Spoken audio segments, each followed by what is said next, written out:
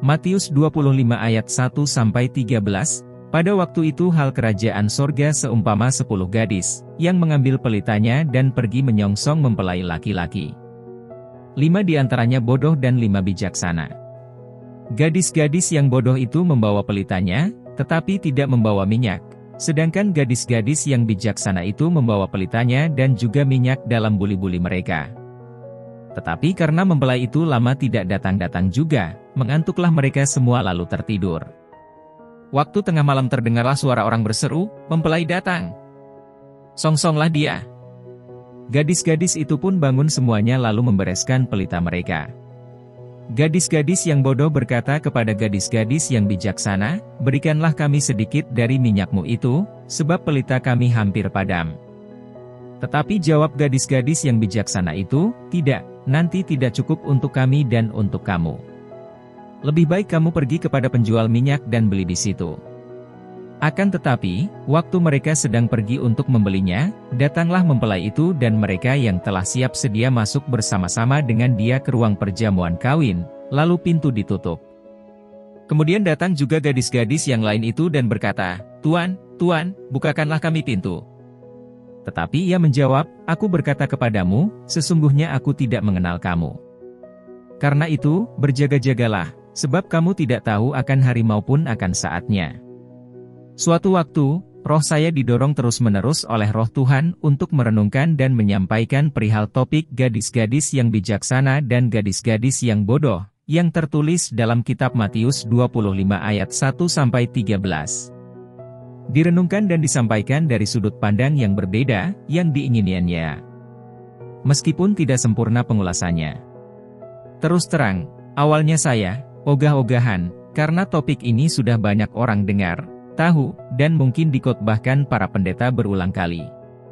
Dari sudut pandang yang ditinjau siapa para gadis itu, mengapa ada yang bijak dan bodoh, siapa mempelai itu, mengapa kejadian itu sebagai analogi kerajaan sorga, mengapa ada perkataan mempelai yang tidak mengenali gadis-gadis yang bodoh, mengapa minyak harus dibeli, dan sebagainya.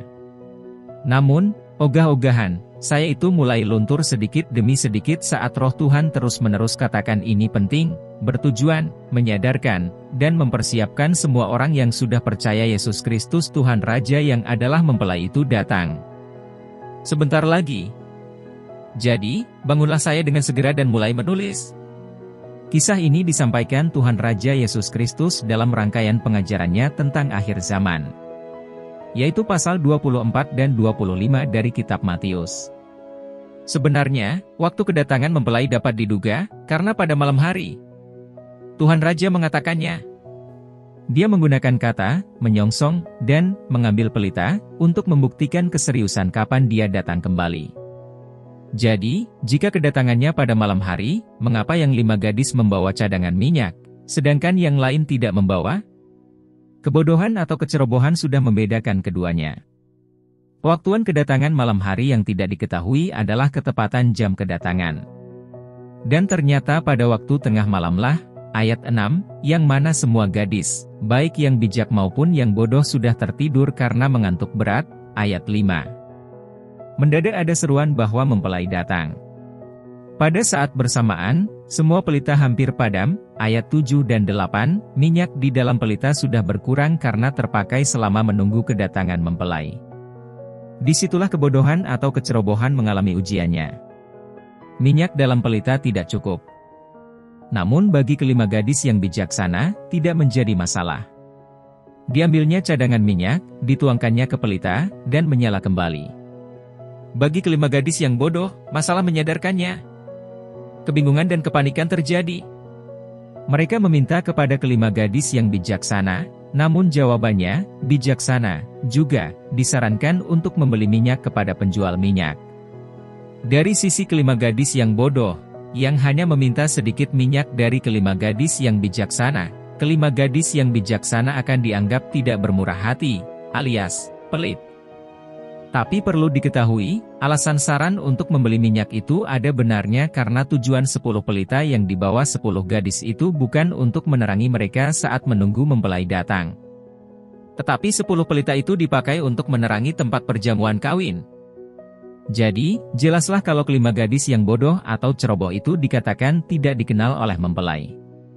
Useless, alias tidak berguna. Dan meskipun akhirnya mereka sudah membeli minyak cadangan dari penjual minyak serta kembali ke tempat perjamuan kawin, pintu tertutup. Waktu sudah lewat. Kesempatan berlalu.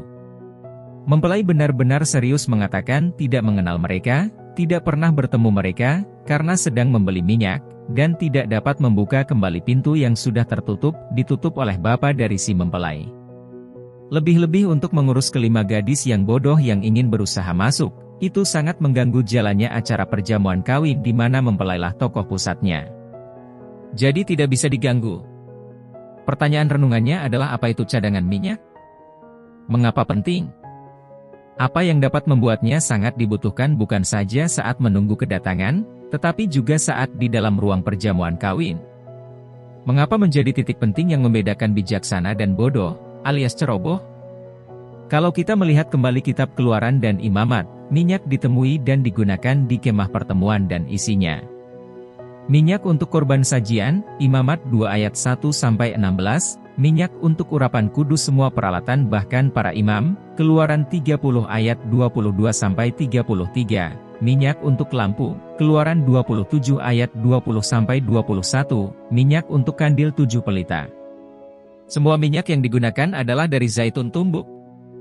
Ya, dari buah zaitun yang ditumbuk sampai keluar minyaknya, kita mengenalnya sebagai olive oil, yang mahal di pasaran saat ini. Jika kita mendengar kata zaitun, maka kita teringat Taman Getsemani di Bukit Zaitun.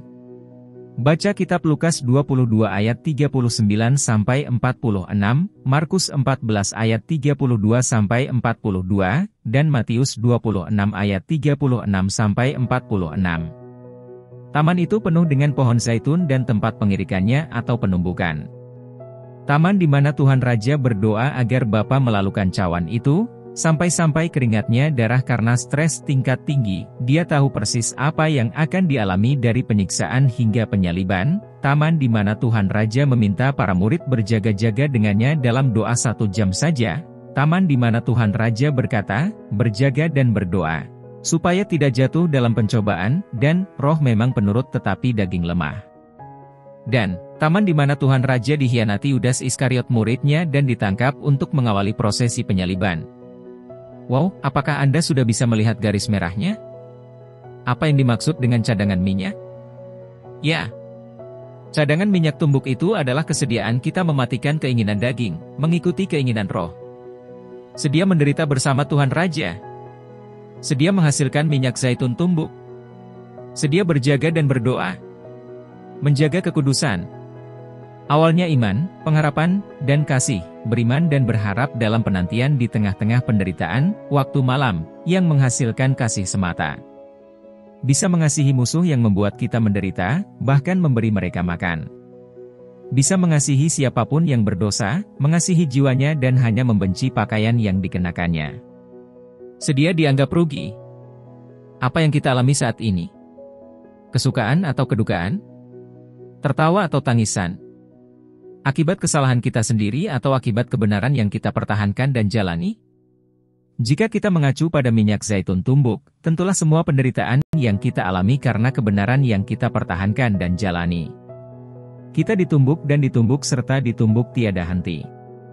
Kita menjalani aniaya luar dalam, melibatkan seluruh keberadaan roh, jiwa, dan tubuh. Kita ikut menderita bersama Kristus Yesus Tuhan Raja kita. Penderitaan yang kita alami, selain karena Injil Kristus, juga karena situasi kondisi dunia saat ini. Yang mengkondisikan kita untuk selalu memilih Tuhan Raja atau iblis dan dunianya. Lihatlah 3 pencobaan yang dilakukan iblis kepada Tuhan Raja, sebagai guru dan teladan kita. Baca kitab Matius 4 ayat 1-11, Markus 1 ayat 12-13, Lukas 4 ayat 1-13. Pencobaan-pencobaan itu mengacu pada kebutuhan hidup jasmani, batu jadi roti untuk mengatasi lapar, kebutuhan hidup jiwa, kuasa dan kemuliaan kerajaan dunia asal sedia menyembah iblis, dan kebutuhan hidup roh, klaim, firman Tuhan, logos, agar jadi, daripada firman Tuhan, rehema, pada penentuannya. Itulah yang terjadi setiap hari. Pilih mengikuti kehendak Tuhan Raja atau tawaran iblis. Pilihan di tangan kita. Siapa sih yang mau menderita? Tidak ada, kan? Tetapi hati-hati dan waspada. Jangan-jangan di zona nyaman, itulah, ternyata kita sudah terjebak dalam tawaran iblis. Kita bukan lagi minyak zaitun tumbuk. Kita tidak membawa cadangan minyak yang dibutuhkan saat menunggu kedatangannya dan dibutuhkan dalam ruang perjamuan kawin. Kita tertidur dan bodoh. Kepemilikan harta benda materi ada batasannya. Status sosial dan kepandaian ada batasannya. Tingkat rohani dan pengetahuannya ada batasannya. Wait a minute. Tingkat rohani dan pengetahuannya ada batasannya. Mengapa bisa? Jawaban untuk hal ini cukup sederhana, bukankah para ahli Taurat dan Farisi pun tidak bisa mengenali siapa Yesus Kristus itu sebenarnya? Ya. Semua ada batasannya, jika kita berhadapan dengan Tuhan Raja Yesus Kristus. Tidak ada sesuatu yang bisa kita banggakan dan andalkan saat berhadapan dengannya. Mahkota kita pantas untuk dilepas dan dilempar di bawah kakinya. Kita sebenarnya adalah hamba-hamba yang tidak berguna. Awasilah jalan dan ajaran kita. Seberapa banyak cadangan minyak zaitun tumbuk yang kita bawa saat menunggunya dan saat dipakai di perjamuan kawin. Minyak zaitun tumbuk untuk menerangi, baik saat ini di waktu malam dunia yang semakin gelap, maupun untuk di waktu terang perjamuan kawin.